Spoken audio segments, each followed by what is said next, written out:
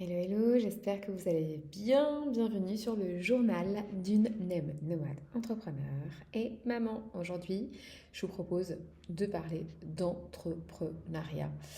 Euh, L'entrepreneuriat, pour moi, c'est penser autant que faire.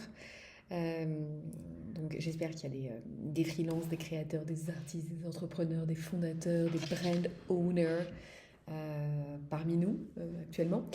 Il y a un point que j'aimerais aborder avec vous, c'est le fait de vraiment allier la pensée et l'action.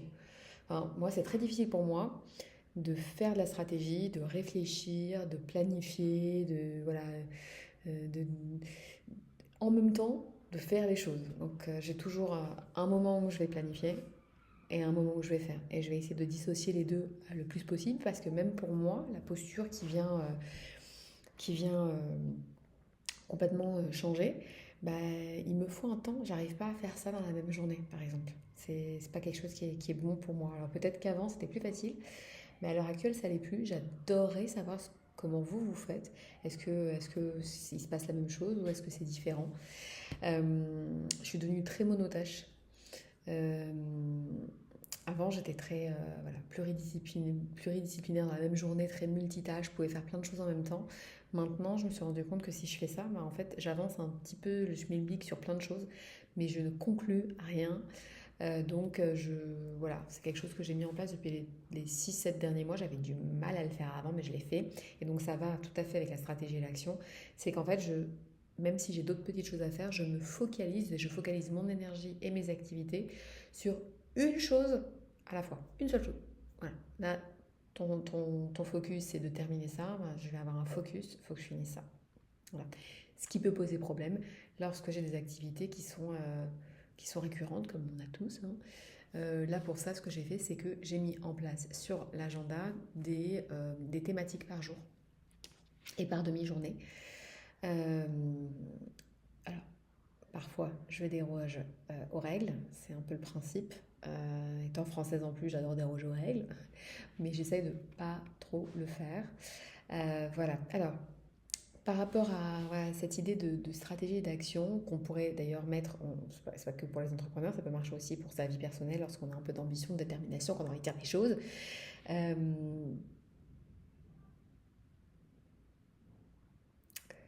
Il y a ce matin, j'ai enregistré un épisode, enfin un épisode, je suis un épisode, c'est ici, Audrey. Là où ce que tu as fait ce matin, c'était un live pour les salons sur Epicomen The House. Donc Epicomen The House, c'est un nouveau projet que je lance, donc qui n'est pas si nouveau que ça, parce qu'en fait je le fais depuis, ouais, depuis 15 ans à mon compte et 23 ans pour le compte d'autres maisons en plus que moi. Mais voilà, c'est une plateforme que j'ai lancée pour partager des outils, des modèles, du savoir, de la réflexion, créer une communauté autour des mondes de l'art, du luxe, de l'expérience et de la mode. C'est ce que moi je fais, hein. On peut se retrouver sur autre chose là ici, mais dans mes domaines d'activité business related, c'est ça. Et donc en fait on met en place voilà, des lives toutes les semaines en fonction des abonnements que les gens ont. Et ce matin, ben, j'ai parlé de business plan. Alors c'est le sujet classique que à la fois tout le monde évite et qui est soporifique et tout ça, parce qu'en fait on est en pleine stratégie, vu que je parle stratégie action. Euh, En fait, ça m'a fait réaliser des choses donc, que je n'ai pas partagées sur le live, c'est pour ça que je viens vous le dire ici. Euh, c'est que bah, moi j'ai donné des cours, j'ai donné 10 ans de cours sur le business plan et le marketing stratégique pour venir, on va dire, dépoussiérer le concept que c'est fastidieux, ça sert à rien, c'est un fourre-tout. C'est un document qui sert plus à l'extérieur qu'à soi-même, voilà, ce qui est faux. Euh, et là, je voulais montrer justement cet angle-là de manière très, très claire. Et en parlant, bah, je me suis rappelé d'une histoire que je leur ai pas partagée à eux, mais que je voulais partager avec vous. Parce que s'il y a des entrepreneurs parmi nous, ou des gens qui sont en train de se lancer, ou voilà, qui y réfléchissent et tout. Euh, Moi, quand j'ai fait mon business plan pour Epicomen, donc en 2000, enfin, j'ai lancé décembre 2010, mais j'avais commencé à le faire, enfin, toute l'année 2010, en fait, pendant 6 mois, j'ai vraiment travaillé ça à fond et tout. J'ai quitté mes fonctions dans l'hôtellerie, pas l'hôtellerie, l'horlogerie. J'ai travaillé dans l'hôtellerie, mais là, c'était l'horlogerie quand j'ai quitté mes fonctions fin septembre. Et en fait, après, je m'y suis vraiment mise à fond, ouais, pendant un mois. Enfin, je pense que je suis partie d'ailleurs, je me suis focalisée dessus. Donc, c'était vraiment un business plan réfléchi. Alors, pas un business plan saturé qui sert à rien et tout, parce que c'était pas ça, hein. Certes, je l'ai envoyé au banquier, donc il m'a servi à quelque chose avec l'extérieur, mais c'était surtout pour moi de comprendre ce que j'avais envie de faire. Et quand je l'ai fait, ce business plan, et qu'après, ben, très vite, moi, la boîte, en fait, j'ai fait les statuts le 15 décembre. J'ai reçu le cabis le 6 janvier. Et dans le mois de janvier, voilà, j'avais offert mes services, donc, à titre gracieux, à deux personnes pour bah, me faire un peu la main aussi, et puis voilà, récupérer des références. Donc ça, c'est quelque chose qui est assez classique. Je pense que j'apprends rien à personne. Puis après, très vite, en fait, dans le même mois, j'ai récupéré des clients. Et donc j'avais la tête dans le guidon, j'ai multiplié mes activités, tout ça, et je me suis rendu compte que bien sûr, j'ai toujours travaillé la stratégie. Moi, je ne peux pas ne pas travailler de stratégie, donc j'ai fait des plans, j'ai développé des trucs, et tout ça, machin. Mais j'ai laissé mon business plan dormir pendant pas mal de temps. Hein, j'ai envie de vous dire plus que 3 ans. Alors pas 10 ans, certes, mais plus que 3 ans. Et ce qui est quelque chose qui est franchement pas à faire, hein. Et c'est pour ça qu'aujourd'hui, je forme dessus. Euh, mais quand je l'ai ouvert, il s'est passé deux choses. La première chose, c'est que je me suis rendu compte que j'avais mis du cœur. J'avais mis du cœur, j'avais mis du sérieux à l'ouvrage, si bien que le CA, le chiffre d'affaires que j'ai targeté par année sur les, les 5 années, les 7 années que j'avais projeté, mais je pense que j'avais projeté 5, j'étais dans le 1000 entre 10 et 20% près, ce qui est incroyable. Inconsciemment, parce que j'avais complètement oublié, j'ai été vers exactement ce que je voulais, ce que j'avais projeté, ce que je pensais être capable de faire, ce que j'avais envie de faire. Enfin, voilà. Ça, c'est un truc super fort. Et c'est ça l'idée aussi du business plan.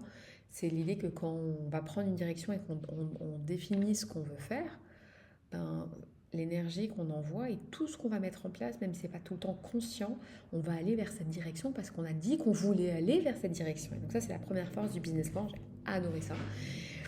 Je ne sais pas s'il y a des entrepreneurs ou des créas, des artistes, des gens qui veulent justement partager à ce sujet, s'il vous plaît, commentez, même écrivez-moi, je serai très très très très intéressée d'avoir vos retours.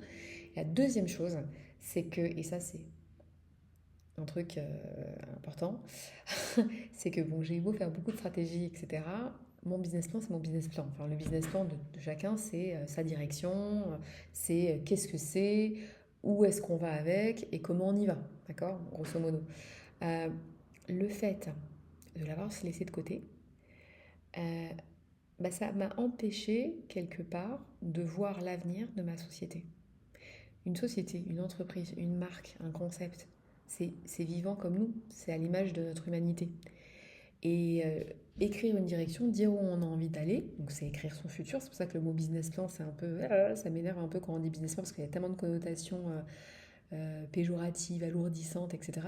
Alors qu'un business plan, c'est en gros le livre des souhaits du futur de ma marque, par exemple, ou de mon entreprise, d'accord? Donc c'est le livre du futur de mon entreprise. Le fait de ne pas être rentré et d'avoir pas mis à jour le document, de ne pas avoir projeté quel serait l'avenir pour les 3 prochaines années ou les 5 prochaines années, ça a fait que ma boîte, qui est gérée principalement par moi, même si j'ai des associés, j'ai eu des gens qui ont travaillé avec moi, etc., ma boîte, elle est restée figée dans un passé qui est arrivé à aboutissement comme je l'avais planifié, mais qui n'a pas eu de futur parce que j'ai pas créé le futur, le reste du futur pour aboutir, quoi. Et il m'a fallu du temps pour comprendre ça.